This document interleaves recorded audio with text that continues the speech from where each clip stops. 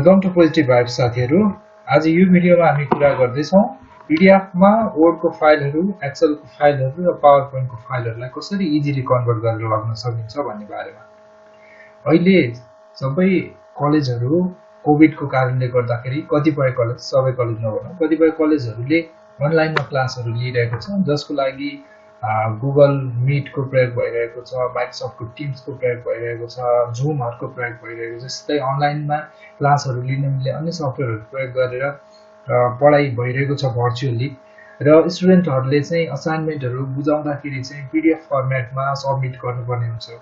अब सुरुमा बनाउँदाखेरि वर्ड को फर्मेटमा, एक्सेल को फर्मेटमा या त पावर पोइन्टमा प्रेजेन्टेसनहरु बनाउनु भएको हुन सक्छ हैन।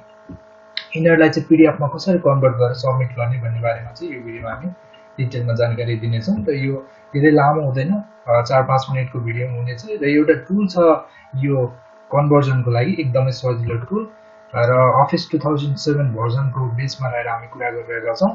र त्यो टुल डाउनलोड गर्नको लागि चाहिँ सबभन्दा पहिला तपाईहरु यो भिडियोको डिस्क्रिप्सन सेक्सनमा राखिएको एउटा लिंक छ, त्यो लिंकमा क्लिक गरेर एउटा टुल सबैभन्दा सुरुमा डाउनलोड गर्नु होला। र डाउनलोड गरिसके पछाडी जस्तो अहिले चाहिँ मैले कन्भर्ट गर्न खोज्यो भने सेभ एज को टाइपमा तपाईले हेर्न सक्नुहुन्छ। यहाँनिर पीडीएफ भनेर चाहिँ कहीँ पनि तपाईले देख्न सक्नुहुन्न। यो एक्सेल को केस भयो। त्यसैगरी वर्ड को केसमा पनि म हेर्छु, फेरि पनि सेभ एज गरेर हामी सेभ एज गर्दाखेरि पीडीएफ को अप्सनहरु यहाँ कहीँ पनि छैन। पोर्टेबल डकुमेन्ट फर्मेट भन्छ पीडीएफ, जुन चाहिँ फाइनल डकुमेन्ट भन्छ, त्यसमा एडिट गर्न मिल्दैन भनेर भनिन्छ। हुन त पीडीएफ लाई पनि एडिट गर्न मिल्ने, फेरि ब्याक टु भाइस भर्जा वर्डमा कन्भर्ट, एक्सेलमा कन्भर्ट गर्न मिल्ने कुराहरु पनि छ। तर अहिलेको लागि चाहिँ हामी जस्तै अब प्रिन्टमा पनि हेरौँ हैन, प्रिन्ट गरेर पनि गर्न सकिन्छ। जस्तै यहाँनिर तपाईले यदि डु पीडीएफहरु राख्नु भएको छ, पीडीएफ प्रिन्टरहरु राख्नु भएको छ भने चाहिँ प्रिन्ट गर्न पनि मिल्छ। तर तपाईले यहाँ देख्दाखेरि अहिले यो प्रिन्टरहरुको लिस्टमा चाहिँ भर्चुअल पीडीएफ प्रिन्टरहरु पनि कुनै पनि इन्स्टल भएको देखिदैन र सेभ एजमा पनि हेर्दाखेरि पीडीएफ भन्ने फाइल टाइप चाहिँ छैन। अब यसलाई कसरी गर्न सकिन्छ त? सबभन्दा सुरुमा मैले अघि पनि भने भिडियोको डिस्क्रिप्सनमा गएर त्यो सफ्टवेयर चाहिँ डाउनलोड गर्नु पर्यो। अब मैले चाहिँ अलरेडी डाउनलोड गरिसके भएर म अहिले चाहिँ डाउनलोड भन्ने फोल्डर खोल्छु। डाउनलोड्समा गए म यहाँनिर save as PDF and express भन्ने टुल छ, यसलाई चाहिँ यस गरौँ। यसलाई म अहिले सेभ यहाँनिर इन्स्टल गर्नतिर लागे। इन्स्टल गर्दैछ अहिले। यो एकदमै मिनिमम धेरै हेभी फाइल छैन, यो समथिङ केबी को छ, केबी मा छ यसको फाइल चाहिँ। र यो चाहिँ सेटअप फिनिश भइसकेको छ है। अब यदि हामीले अहिले सेटअप फिनिश भइसकेर सेभ एज को फाइल टाइपहरु हेर्छौं भने चाहिँ यहाँनिर देख्न सक्नुहुन्छ तपाईले पीडीएफ भनेर आइसकेको छ है। अब सबभन्दा सजिलो के भयो भन्दाखेरि वर्ड को डकुमेन्ट तपाईले रेडी गर्नुभयो, आफ्नो असाइनमेन्टहरु या त आफ्नो चाहिँ कुनै डकुमेन्टहरु वर्डमा रेडी गर्नुभयो, त्यसलाई चाहिँ अब कतै अपलोड गर्नु पर्यो, शेयर गर्नु पर्यो, सबमिट गर्नु पर्यो भने चाहिँ पीडीएफ मा कन्भर्ट गर्नलाई सबभन्दा इजिली सेभ एजमा जानु पर्यो।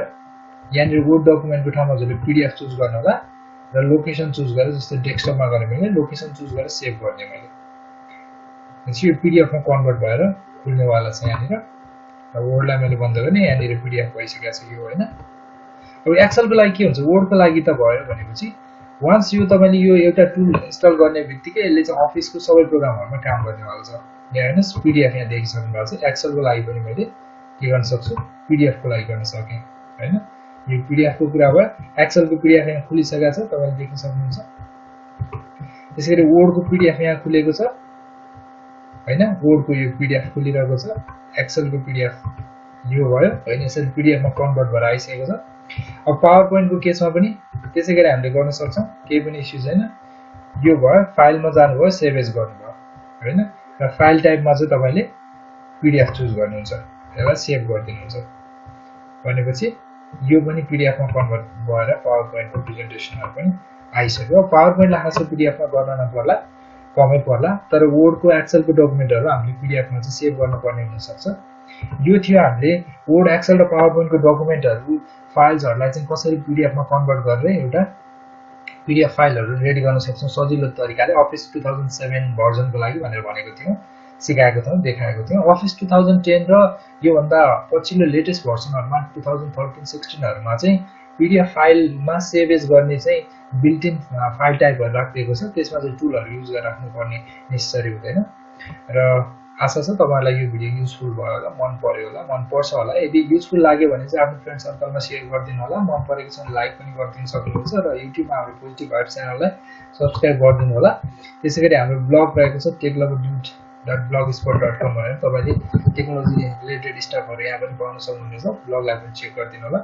यसमा पनि आर्टिकल्सहरू आइटी रिलेटेड हामीले कुराहरू राखेका छौँ। बिआइटी बिसिएका स्टुडेन्टहरूलाई पनि युजफुल हुने कम्प्युटर अपडेट र आइटीसँग रिलेटेड टेक्नोलोजीसँग अपडेट हुन खोज्ने साथीहरूको लागि यो ब्लगबाट पनि केही न केही नलेज मिल्नेछ भन्ने आशा गरेका छौँ। ओके, यो भिडियोमा अहिलेसम्म हेरिदिनु भएकोमा धन्यवाद भन्न चाहन्छौँ। कोभिडको टाइम छ, भित्रै रहनु होला, घरभित्रै रहनु होला, सेफ रहनु होला, पोजिटिभ रहनु होला भन्न चाहन्छौँ। र अहिलेसम्म हेरिदिनु भएकोमा थ्याङ्क यू सो मच। यो भिडियोमा यति नै।